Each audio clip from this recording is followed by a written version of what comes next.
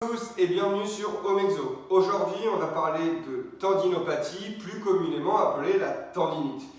La tendinopathie, donc comme on voit de manière étymologique, donc pathie, pathos, douleur, tendino, le tendon. Donc c'est une douleur au niveau du tendon. La tendinite, donc le suffixe X, veut dire une inflammation de celui-ci. Donc très souvent, la plupart des douleurs et des gènes au niveau du tendon sont des inflammations de celui-ci, dues à une mauvaise utilisation, que ce soit donc, du coup dans son espace articulaire ou une surutilisation de celui-là. Donc, ce qu'il faut comprendre sur la tendinopathie, c'est qu'en gros, le tendon, qu'est-ce que c'est? Donc, c'est une structure fibreuse qui va rejoindre votre muscle à l'os. Donc, en gros, le muscle, il va venir se contracter, tirer sur le tendon, donc il y a une petite corde qui va donc du coup créer le mouvement de l'os. Ok? Donc, le tendon, en fait, il va s'inflammer. Donc, soit si le muscle, il n'est pas assez fort, du coup, il tire un petit peu, et du coup, le tendon est obligé de créer une grosse force de tension pour développer un mouvement au niveau du muscle, ou alors tout simplement à une mauvaise position donc, du coup du tendon suite à une mauvaise position articulaire qui va créer un hyperfrottement dans la gaine de ce tendon et du coup qui va s'inflammer. Donc il faut savoir que en gros le tendon en lui-même, en effet, il peut produire des douleurs, créer des douleurs, mais c'est juste des signaux d'alerte pour vous dire que en gros il travaille trop par rapport à ce qu'il devrait faire, ou alors il travaille mal.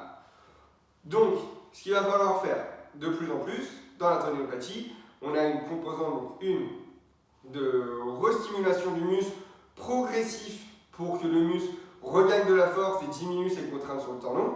Donc ça, c'est le traitement basique. Et on a aussi une deuxième composante de modification de votre manière de bouger pour diminuer les frottements. Ces deux approches thérapeutiques sont importantes. Donc dans un premier temps, bien sûr, le muscle il sera forcément obligé de se renforcer. Donc il faut arrêter, lorsque vous avez une tendinite, une tendinopathie, de ne plus bouger. Si vous ne bougez plus, en effet, vous allez calmer l'inflammation et la douleur sur l'instant T. Par contre, quand vous allez reprendre votre activité, reprendre votre mouvement, le tendon sera encore plus désadapté parce que tout simplement votre contingent de fibres musculaires aura diminué et donc du coup, on aura encore plus de contraintes sur le tendon et donc du coup encore plus d'inflammation.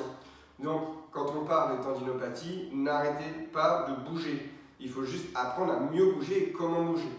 Pour cela, il faut du coup faire un renforcement progressif, venir chercher progressivement, sans trop réveiller la douleur, les fibres musculaires ciblées pour augmenter la capacité du muscle et donc diminuer la contrainte sur le tendon. Et donc du coup, diminuer l'inflammation. Dans un deuxième temps, en effet, si c'est dû à un frottement ou autre, il va falloir venir activer ou chercher d'autres muscles pour venir mieux stabiliser l'articulation et que le tendon diminue les frottements. Il y a d'autres traitements, bien sûr, sur le tendon, s'il y a une fissure ou autre, comme les ondes de choc, mais on n'en parlera pas aujourd'hui parce que là, c'est des traitements qui ne sont pas faisables par vous et il faut vous rapprocher d'un professionnel. Par contre, pour les protocoles de renforcement progressif, les muscles, ils sont quand même assez faciles à trouver. On pourra vous en proposer si vous nous posez des questions. Et pour la modification du coup du schéma moteur et de comment se place votre articulation, pareil, donc vous pouvez essayer tout seul.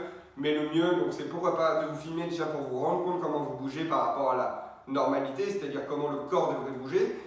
Et sinon, vous rapprocher tout simplement d'un professionnel qui pourra analyser votre gestuelle, analyser comment vous bougez et du coup vous apprendre. C'est là où vraiment le kiné prend son rôle de rééducateur, c'est-à-dire vous rééduquer à comment bien bouger, comment utiliser votre corps normalement pour limiter donc, du coup, les douleurs, les frottements et la détérioration tout simplement des produits qui sont intrinsèques au corps, les muscles, les tendons, les ligaments, les ménisques, etc.